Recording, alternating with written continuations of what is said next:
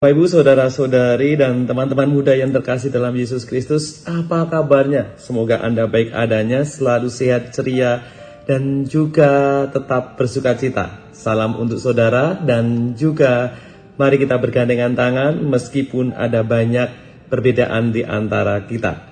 Bapak Ibu, saudara-saudari yang terkasih dalam Yesus Kristus, hari ini Rabu 10 Agustus 2022, 7 hari lagi kita merayakan kemerdekaan Republik Indonesia. Permenungan kita pada hari ini diambil dari Injil Yohanes bab 12 ayat 24 sampai 26. Sekaligus hari ini kita merayakan pesta Santo Laurentius, martir gereja. Yohanes 12 ayat 24 sampai 26. Aku berkata kepadamu, sesungguhnya jikalau gandum tidak jatuh ke tanah dan mati, ia tetap satu biji saja. Tetapi jika ia mati, ia akan menghasilkan banyak buah. Barang siapa mencintai nyawanya, ia akan kehilangan nyawanya.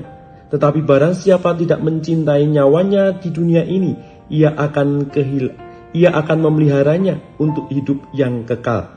Barang siapa melayani aku, ia harus mengikuti aku, dan di mana aku berada, di situ pun pelayanku akan berada.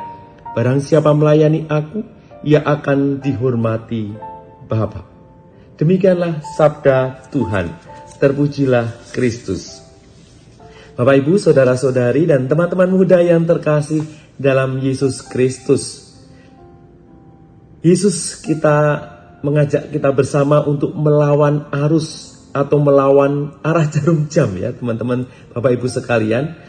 Kalau kita bicara soal arus, mengikuti arus sungai mungkin lebih nyaman, mengikuti alirannya saja. Tetapi melawan arus tentunya perjuangan yang tidak mudah, seperti renang yang mengikuti arus, atau lebih susah ketika harus melawan arus, menentang arus.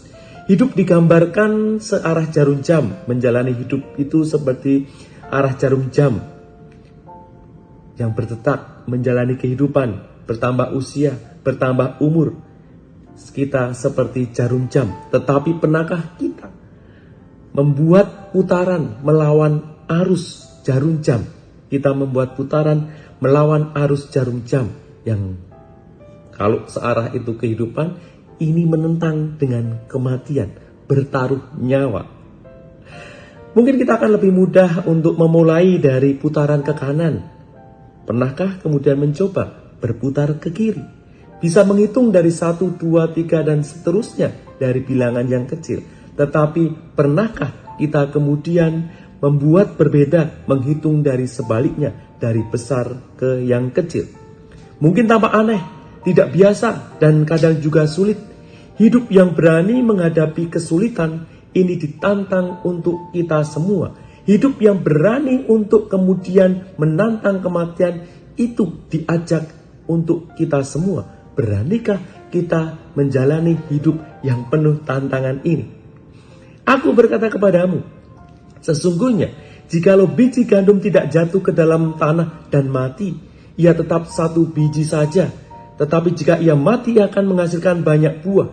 Barang siapa mencintai nyawanya, ia akan kehilangan nyawanya. Tetapi barang siapa tidak mencintai nyawanya di dunia ini, ia akan memeliharanya untuk hidup yang kekal. Ada situasi yang berbeda, dijungkir balikkan oleh Yesus.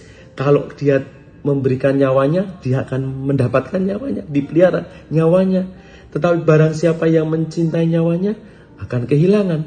Barang siapa yang kemudian mau bertaruh nyawa untuk mati, maka akan ada pertumbuhan, akan menghasilkan buah yang berlipat.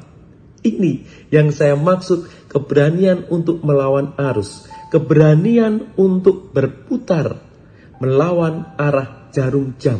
Maka perikop bacaan Injil hari ini mengajak dua hal penting di dalam kehidupan kita bersama. Hal yang pertama, yang penting harus kita lihat adalah hidup kita itu harus berani menghadapi ketidaknyamanan. Biasa, secara manusiawi, kita ingin cari nyaman, ingin cari kemudahan dan sebagainya. Tetapi Hari ini kita diingatkan untuk berani keluar dari kenyamanan kita ke dalam situasi tidak nyaman. Kita diajak untuk menaikkan level hidup kita. Levelnya sudah sampai mana nih? 1, 2, 3, terus naikin. Supaya hidup kita menjadi semakin berarti dan hidup kita semakin berbuah. Gini aja cukup. Tapi sekarang mau ditambah lagi. Kadang-kala kita mengeluh seperti itu. Tetapi kita sebagai manusia ditantang lagi untuk siap menghadapi level berikutnya. Jadi murid Yesus itu jangan yang biasa-biasa saja, tapi yang luar biasa. Tidak hanya seminggu sekali ke gereja cukup. Dalam hukum gereja hanya 1 kali perayaan Ekaristi 5 perintah gereja. 1 saja. 1 minggu 1 kali di hari Minggu merayakan Ekaristi. Tetapi kita mau menaikkan level kita. Mungkin mau misa tiap 2 hari sekali, 3 hari sekali, atau bahkan setiap hari kita naikin level kita. Tidak hanya pergi gereja, tetapi saya juga mau dedikasikan hidupku untuk melayani dan menjalani hidup dengan keteladanan dalam hidup sehari-hari. Menjalani hidup dalam kehidupan kita sehari-hari dengan teladan ajaran Yesus Kristus. Maka hidup diajak untuk tidak hanya senang dalam kenyamanan, tetapi kita berani untuk menaikkan level bahkan pada kondisi yang tidak nyaman. Disitulah kita akan makin berbuah, disitulah hidup kita akan terpelihara karena kita berani menghadapi ketidaknyamanan. Yang kedua, berani untuk membela kebenaran dan kebaikan meski taruhannya adalah nyawa. Santo Laurentius sebagai martir telah memberikan keteladanan kepada kita semua. Ia adalah diakon agung yang bekerja untuk membantu si Paus di Roma, Paus Sixtus II, di tahun sekitar 257 sampai 258, dan dia diberi tanggung jawab untuk memelihara harta benda gereja.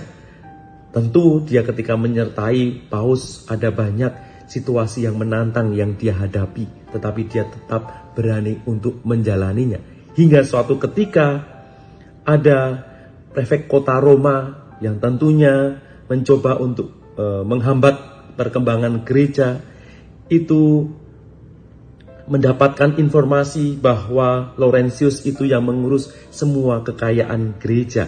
Maka kemudian Laurentius diminta untuk menyerahkan semua kekayaan gereja. Dan Laurentius mengatakan, "Baiklah Tuhan, dalam waktu 3 hari akan kuserahkan semua kekayaan ini kepadamu." Dan Laurentius dibiarkan kembali setelah dia ditangkap. Dia kembali ke kediamannya dan kemudian dia mulai mengumpulkan orang-orang miskin dan membagi-bagikan kekayaan gereja kepada mereka. Di bawah pimpinannya orang-orang miskin itu berarak ke prefek Roma, kepada penguasa di Roma. Dan kemudian Laurentius berkata kepada penguasa Roma, "Tuanku, inilah harta kekayaan gereja yang saya jaga.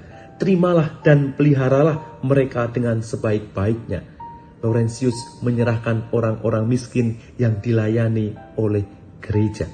Tindakan dan kata-kata dari Laurentius ini dianggap sebagai olokan dan menghina pemerintahan Roma.